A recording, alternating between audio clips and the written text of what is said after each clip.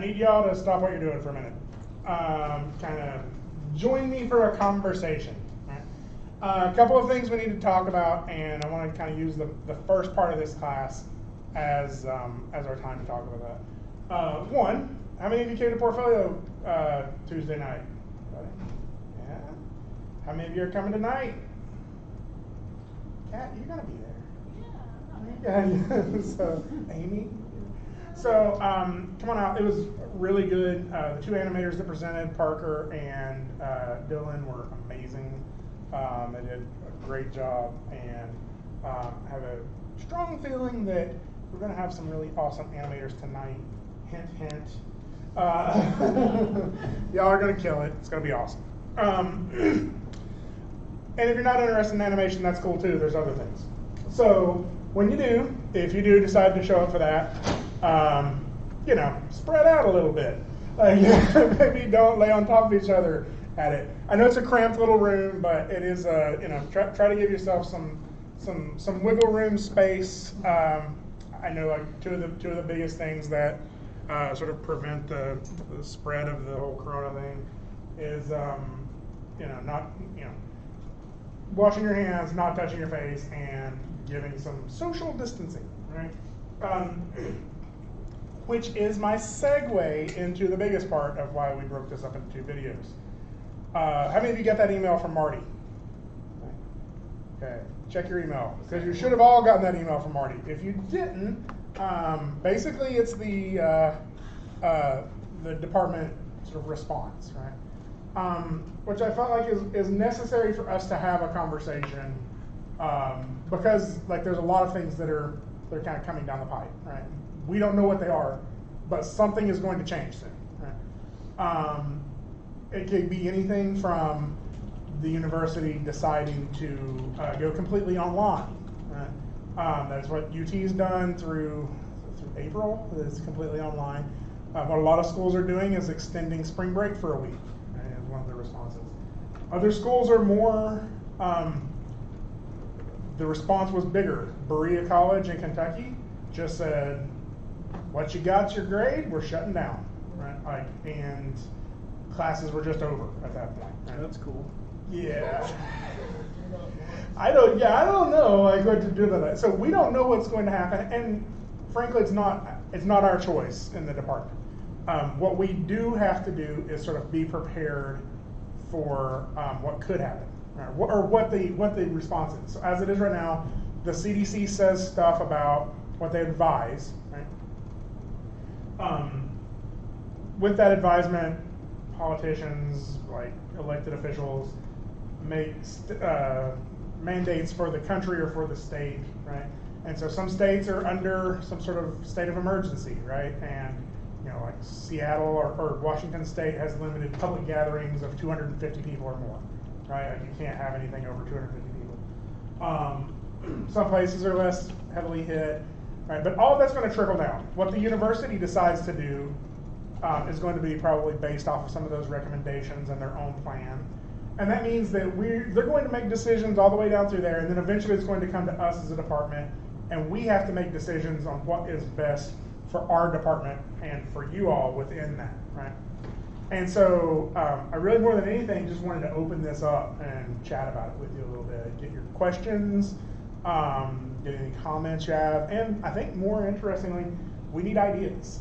Like, you may have some great ideas of ways that this would work. So let's start with questions first. Anybody have questions? And that includes people who are just hanging out in the class. If you're not in the class, you're welcome to chime in as well. Okay. If classes get canceled for the rest of the semester, assuming that does that if classes were to get canceled for the rest of the semester, does that mean that whatever grade we have now in our class counts as our grade for that class for the semester, or does that mean we will have to like retake our class in a future semester? I don't know. I would assume that they would do the first if they did that. I think that that's a pretty big reaction to it. I don't think that that's where. I mean, I'm not saying that it will never end at that. Like that, maybe that it's too dangerous to have. I don't know why it's too dangerous to have classes at home, but I don't think that's going to be what ATSU decides to do. I hope that's not what ETSU decides to do. And I don't, yeah, I think that'd be too, yeah. This is kind of like a discussion about the, like, why we're not coming in about the virus. Is it, from my understanding, there's not really going to be a way to not get it.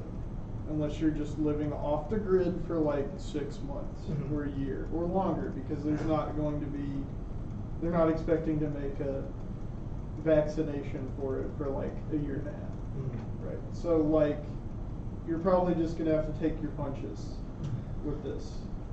I think I'm guessing that the reason that they want to do this is to stop people from getting sick at the same time. Well, I think that's part of it, to decrease the spike that would happen and probably buy them time. I don't know that that's the case, that you're not going to be able to not get it. Maybe I've not read those articles too, but yeah. I know that it is a lot about sort of stretching out the impact a little bit too, and instead of having this spike that is beyond what our current medical system is able to handle, it's like, if we could turn this into the flu part 2, that would be great, right? You know, yeah. Not that the flu is anything to scoff at; it kills a lot of people. What we don't want is this to be like the Spanish flu that kills a lot of people really fast, and we're all like in a high school gymnasium on commons, right? Okay, so you might not have the answer to this. Don't know if maybe you do. So university closes. That's just classes, not the university, correct? Because I have a job on the university. I believe well, I don't know. That is the question. I will say that as much as I like having this conversation, I don't have a lot of answers.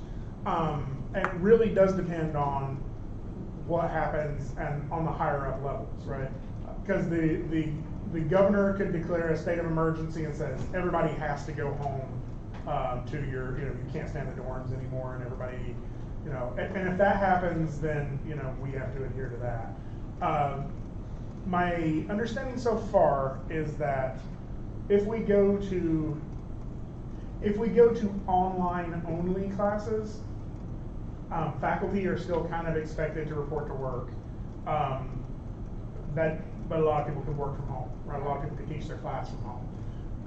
I believe that really, to me, my guess, and all of this is purely speculation, is that it'll be somewhere in the range of extending spring break would probably be the first response that most places would do, or going exclusively to online classes. If we go to online classes, my guess is that student workers are not going to be required to come to work anymore. That's my guess. There are probably some exceptions to that, like food service and stuff like that, but maybe there's the opportunity to come to work if you need to. So, do you think that they're going to deny us access to the digital media center? I don't. Yeah. So here's what we're preparing for. This is our response to this thing, because I don't think that they will micromanage department levels. What they've said is start thinking about how your classes would look if they went completely online. So you all got that survey earlier. Probably what I'm going to have you do is fill that out if you haven't already in class today, just to make sure we're getting enough responses on it. That is sort of our info gathering to see how to address that. Because it could be that they say you still have access to the labs, and your card would still get you in, right? And that's helpful on some level, but it may, really, it's kind of also like, you're not 6 feet apart from each other in here. Like, really, you're still just coming in here and getting infected. One thing we could do is, but this is actually something that my cousin goes to Duke, and they considered this for a while. Leave us in our dorms, like let us still stay in our dorms, but go to online classes. So we could come down here if we wanted to. Oh, well, and I think if we did that, I think the things we have to consider with that, if leaving the dorms are, if we leave this open, like, are we expected to also force custodial staff to come here and clean the bathrooms? Like, there's a chance that they will be, said you don't have to come to work as well. So keeping the building open has some obligations to it, right? It also has some extra risks for you all if you're in here packed shoulder to shoulder in finals week. So it would possibly be, like, we've considered a lot of different options. One of them could be the labs are left open. There's just regulations for the labs. You can't have more than 5 people in here, or only certain people, like you have to reserve a time to come in here, right? Only certain classes are in here during certain hours. Even with all of that, there still has to be somebody who's in here, like taking out the garbage and doing all of that stuff. And so we get to, the labs have multiple levels of access. Like if you tried to come here on Christmas Day, your card's not going to work. I don't think, my card probably would work. But then there's like how it is right now, which is the doors are wide open. The only thing that's locked is this room, right? I don't know which level of access we would default to if we went purely online. I think that's something we would have a discussion with. What we are doing is trying to come up with ways that you would still have access to everything you need, and that's what a lot of that survey is about. One of the questions we have, and this is a question I would kind of ask you all right now, if you could. How many of you could just keep working from home if we went to online classes tomorrow? I would. It would just. I could do I have some. to download a bunch of crap. Right. I could do some of my work, but not all. Like I can, my laptop can handle Maya to an extent. If I try to render, my laptop's going to explode. So I think that's things so let's say you didn't have to render. You just had to do your animations and turn in a play blast. I mean, I know you don't have Maya turned in, or installed right now. How many of you have a computer that could run Maya or Toon Boom at home right now and have internet access that you can use? My computer I've tried it before, it can barely run Maya, and I don't have access to Toon Boom. Okay, so you do have but if you did, you could, would it run Toon Boom? I also don't have a drawing tablet like one of these. Right. Okay. Also, I also don't have Adobe. I need Adobe for some stuff. yeah, I don't have Adobe, and my laptop will run Maya, but a complex rig like the Zelda rig I was working on, It would crash. it crashed. It would run, but I had to reopen Maya every like 20 minutes. Right. So here, let me give you an example of some of the things we're looking at, some of the options, right? It's everything from, like that survey is really to find out how many of you could just walk out of here tomorrow and keep doing all your projects from home. And basically the only thing that changes is the lectures are going to be online, right? If that's a large percentage of you, that's awesome, right? If it's a really small percentage of you, we really have to rethink our scope. Some of the things that we would rethink about that is literally everything from us buying you the software that you don't have for your home computer, us literally unplugging this computer and handing it to you and saying, take this home and use it. Us buying remote server space that has the image installed on it. So as long as you have a screen and a keyboard and a mouse, you can log on to a faster computer. Like we're trying to find all the different examples. Really what we need to know is how many people don't need any of that. They just have a fast computer at home right now. Oh, yeah. Isn't Adobe like all you gotta do is use your student email? We keep hearing that, No, but every yeah, time we yeah. try it, it doesn't work. Yeah, every person I've seen try that got really frustrated how quickly it failed. Adobe is so there's a couple of things with Adobe. Some classes you have to have it, right? You can't do advanced raster without Photoshop. You can't really do editing without Premiere. Our class is not necessarily one of them. We could compile videos in OpenShot, or we could just turn in play blasts and never edit together videos at all. I could literally, the 2D animators could turn in an image sequence and I could compile them to watch them, right? So ours is sort of optional Adobe, right? There's some that are not optional Adobe, and some of our thoughts for that is potentially just buying a 2-month subscription, buying that, buying 30 of those, 40 of those, and just giving those to the students who absolutely have to have them for college. I'm not saying that's the way we'll go with it, but like I'm really right now trying to come up with input of how that would work. So has everybody filled out that form already, or is currently filling out that form? I filled it out. Okay, cool. Yeah, you only have to fill it out once too if you're already done that. All right, I filled. Okay, other questions?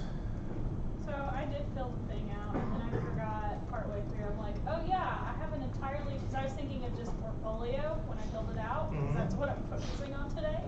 And then I'm like, oh yeah, I have an entirely different class where I need different software. Yeah. Do I need to fill it out again? Is it just this one? Huh? Is it just this class? No, it's I'm taking motion graphics, so I need cinema.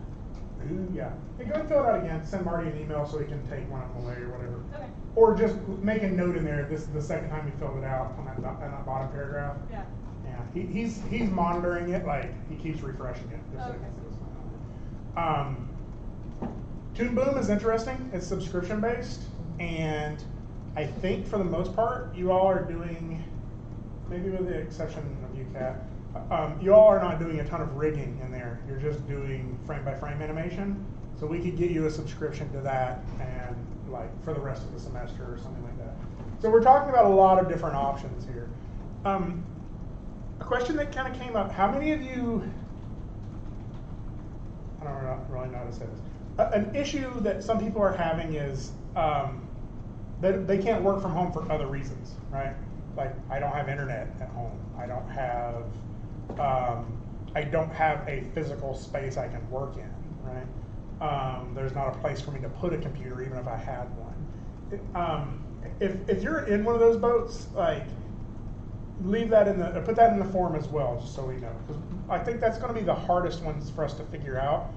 Is the people who are like, I don't have internet, and the university is telling me I have to go home and like learn through the internet that I don't have, right?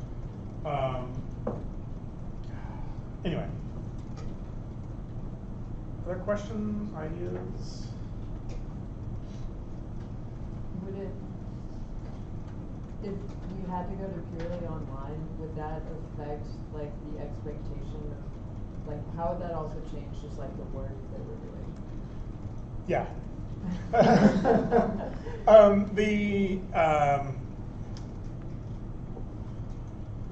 I don't know. I guess it depends on, let's see if we could get up and running.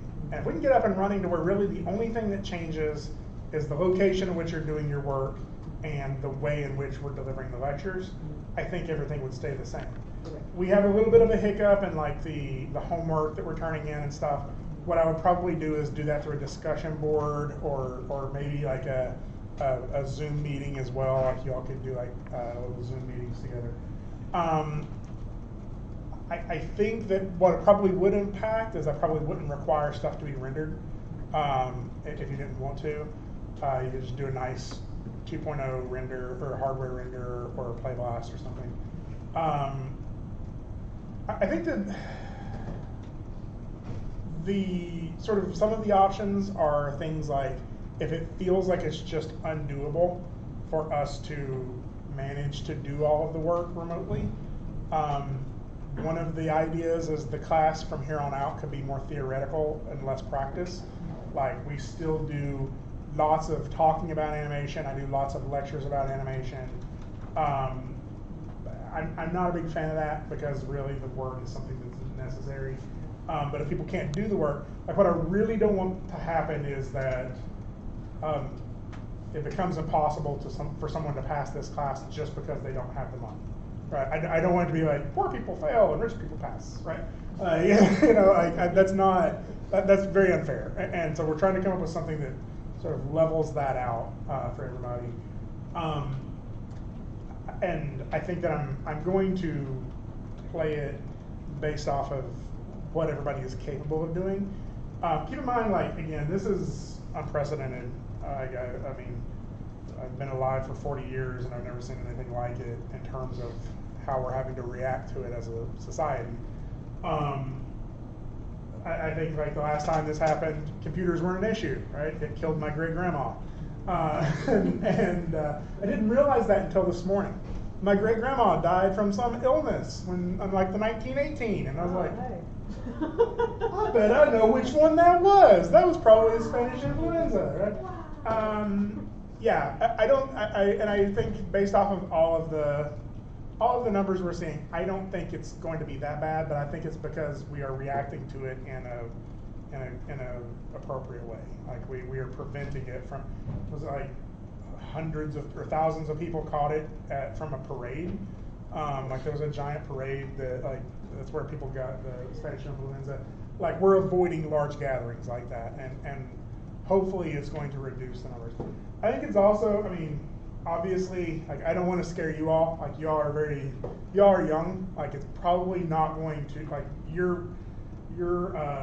ability to handle it. A lot of people don't even know that they have it. But again, it's trying to prevent it from spreading to your grandparents, trying to prevent it from spreading to my mother-in-law, right?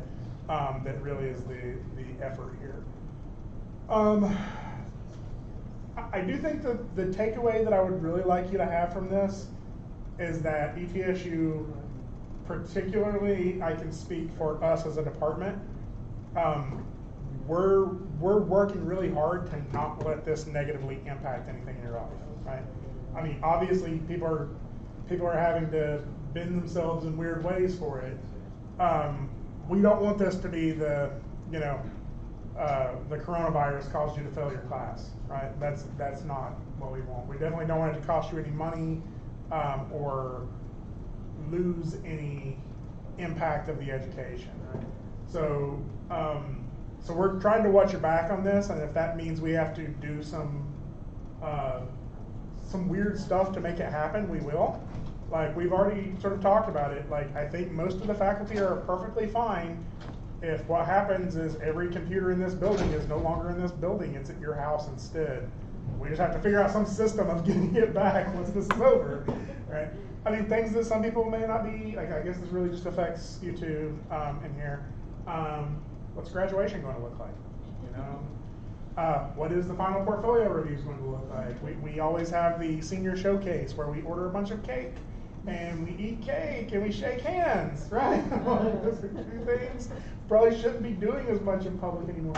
Like, this is cake, Greg. I know. We're working so hard. I'm gonna pack you up a little slice of cake in a vacuum sealed box, and I'll mail it to you with a hand sanitizer, and be like, enjoy the cake. Put the hand sanitizer on the cake. But yeah, it's squirted right on it. Hand sanitizer mixed into the buttercream icing. I'll taste all of it. Amy doesn't want that cake. She wants the good one. You get your cake with the secret ingredient is Yeah, the secret ingredient is hand sanitizer. So, I mean, I think it's going to impact us. Obviously, the hope that is what everybody is hoping will happen is, summer will come around, the sun will come out, it'll kill all the creepy crawlies, and we're all going to be just fine in 2 weeks, right? Hell. That sounds really cool. Isn't it? Like, that's what I'm hoping. I'm also hoping somehow like science will actually be something America does again someday, and we'll figure this thing out. Well, we've been cutting the funding on that. We don't need it. We don't need no science. No. The Large Hadron Collider will figure this out, y'all. Yeah, definitely. That's what it's for. No, yeah, it is. It will build the time machine that allows us to go back and kill the original Corona. Cool, right? Before we'll stop whoever was patient zero. Yeah, that's what I'm putting my money on. I'm pretty sure that this episode is called 12 Monkeys. I'm just saying. The question is this a boring chapter in a history book, or is this the beginning of one of those games that starts where you're listening to an audio log where he says, "My daughter was coughing today, but I'm pretty sure it was just allergies." Yeah, exactly. I always said I'm hoping more for the Michael Crichton pandemic over the Stephen King pandemic. So that's right. I don't know if that's better. I don't. Well, but in the one, Dustin Hoffman finds the thing, and just a few people died. He's like, I got a cure. I'm gonna raise a helicopter. Right? Like, yeah. Huh? We're in the beginning chapters of the Stand. Yeah, exactly. So I mean, I'm just saying, I'm the trash can man. Just that's all. be careful about hearing clicking, getting weird mushrooms. Yeah.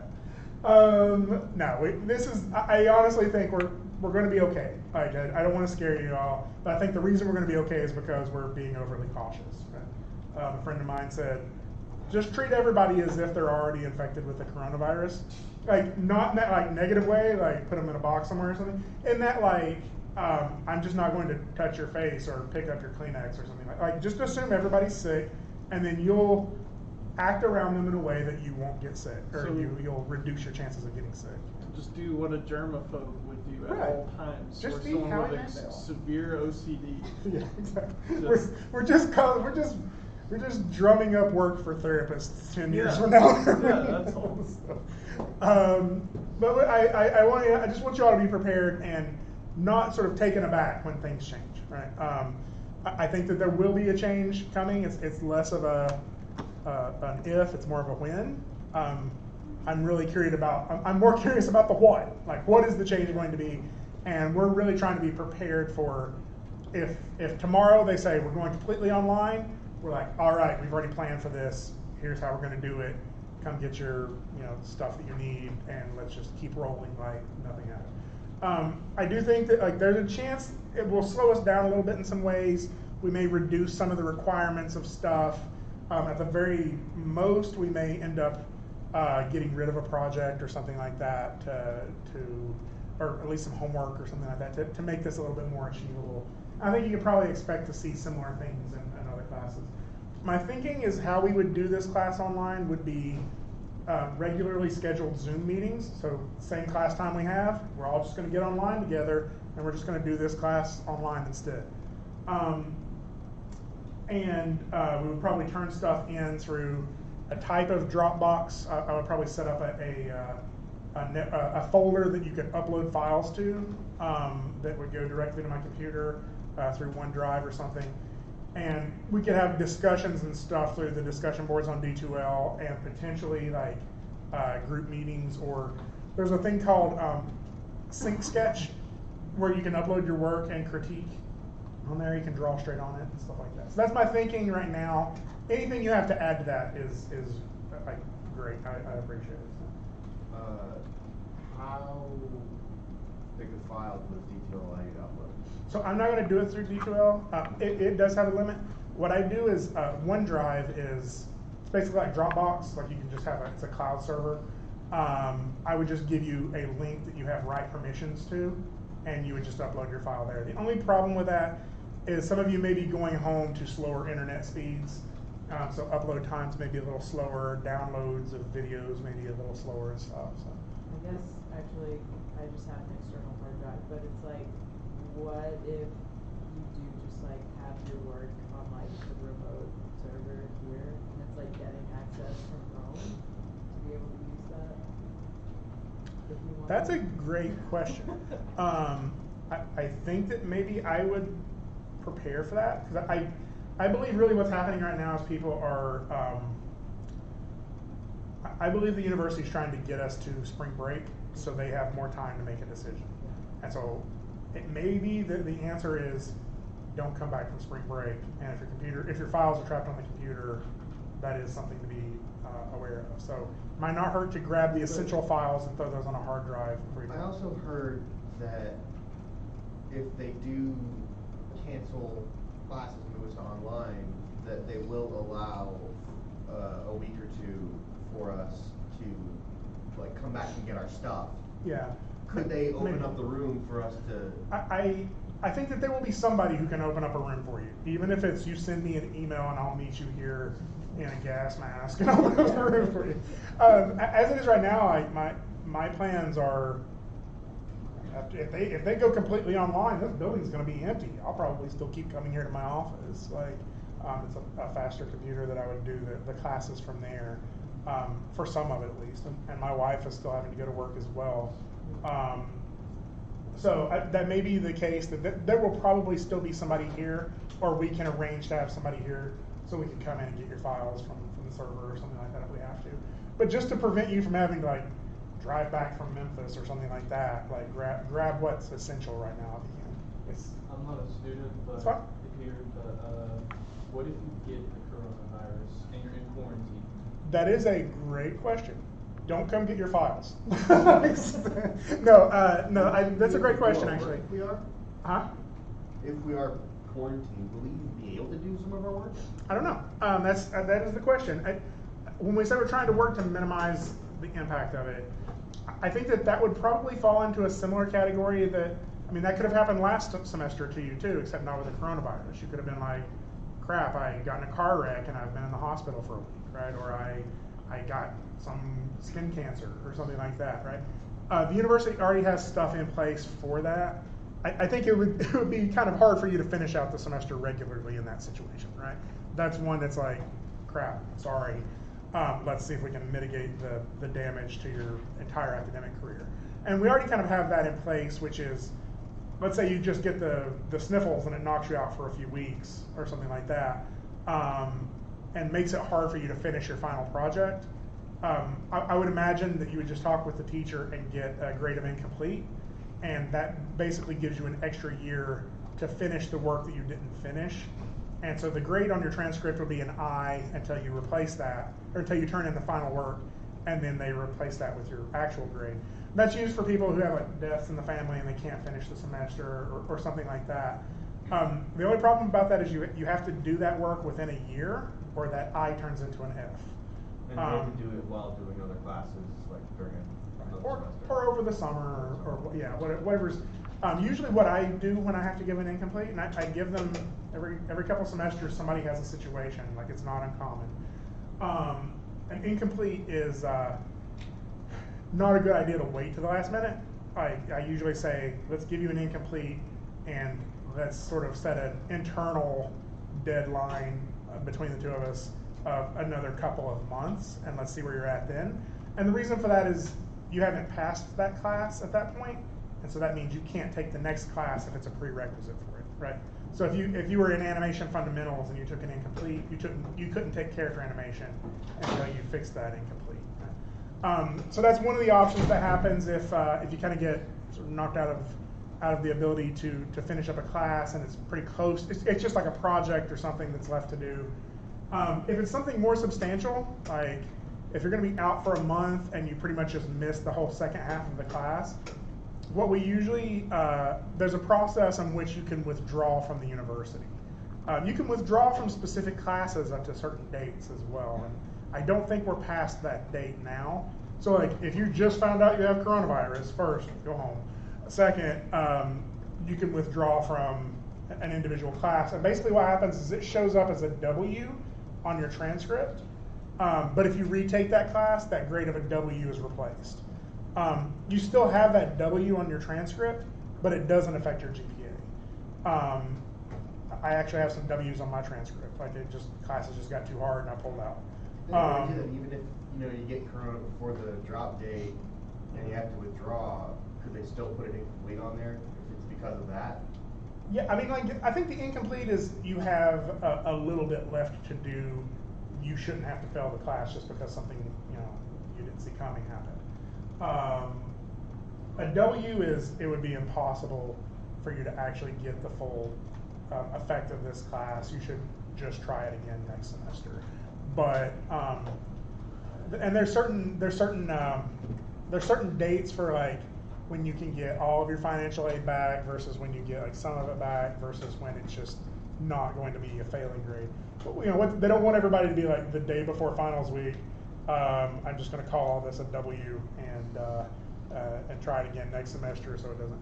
Like it's more of it's like a week or so before finals you can withdraw from everything, and I don't know. Like that would be a one-on-one case basis.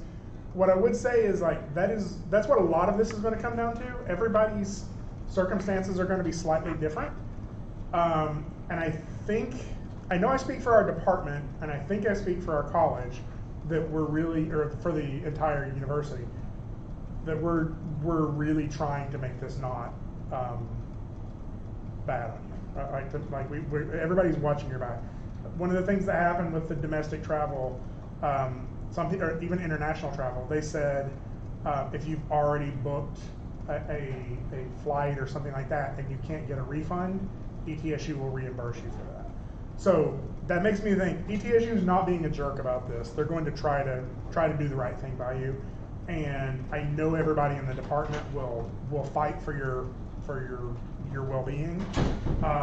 And I think that's just an important thing for you to know. Like that's something this is not something like coronavirus caused me to fail all my classes, right? We really don't want that for anybody. Like that is something we're trying to mitigate.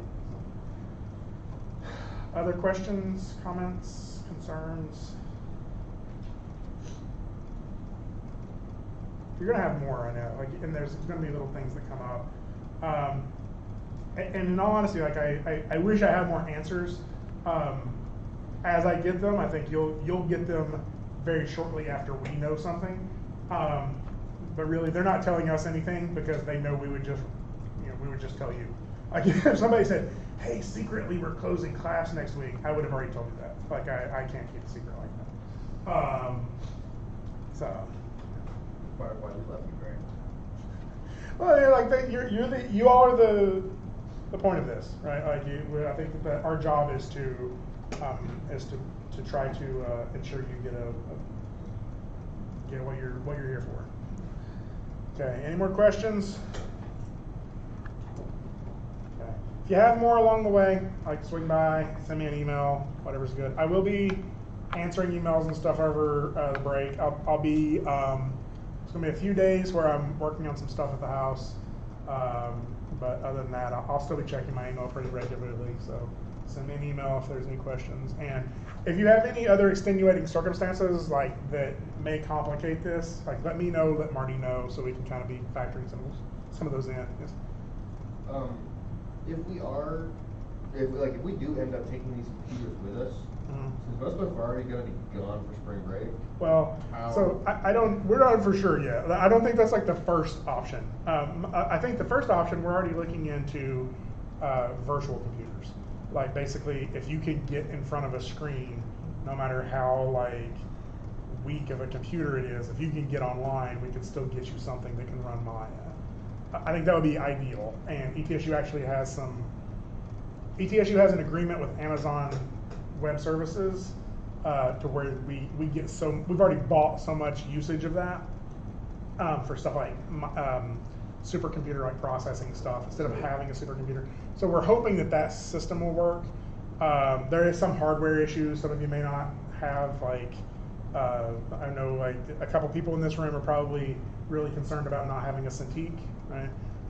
We only have so many to go around. We do have some tablets too. We can kind of work out some system to where maybe we can get you all some Cintiqs to take home with you.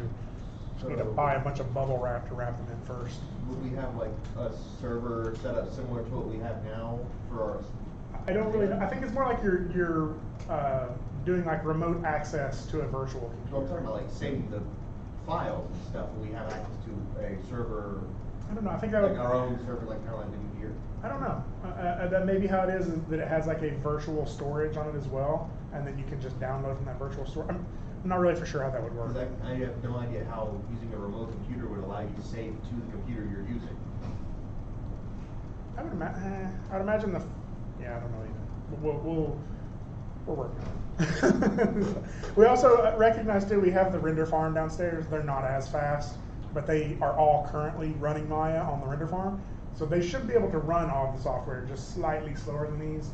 And I think one of the easier options would be to just re-image those with like an empty version of Windows, give it to you and say, go install the student version of Maya on this computer at your house. And that way you have something. But again, I think a large portion of people have something. Like it's more of just like filling in those little cracks. When we're looking at it, it seems to be about 60 to 70% have a computer, about 30% do not. And it seems like the big software, that's the number so far. And it seems like the software issues we're running into is mainly Adobe stuff. And I think a lot of that is something we can overcome. So, all right. Maybe this is a silly question too, but it's like I do have a computer at home, but it is a Mac. So like, yeah, I think you should be able to do it. You may have some certain shortcut keys are going to be more like whatever that is, the little pretzel button S. Well, it's not that big of a change. It's in the same place as the Alt key. Yeah, it should work fine as long as it'll run Maya. That may be something you could try. If you have a little bit of spare time over spring break, try installing the software you think you would need from this class, and that way if you do run into an issue, it's early enough for us to help you make some changes. Have you used Maya on a Mac before? Because the mouse controls are different because the mouse. Yeah, but I've ended up just buying like one of those cheap little like mouse like this. Like a PC mouse, just because it's easier to use. Go to Ollie's and buy like a $5 mouse. All right. So I just recorded this whole thing with my picture itty bitty up in the top corner. I don't know if this is helpful or not, but I do want to share this video with you. So if you have more questions, you can kind of go back and look at it. More than anything, we got some students who are not here, and I wanted them to kind of recognize that we're thinking about this. So, do you have another question? Oh no. Other questions?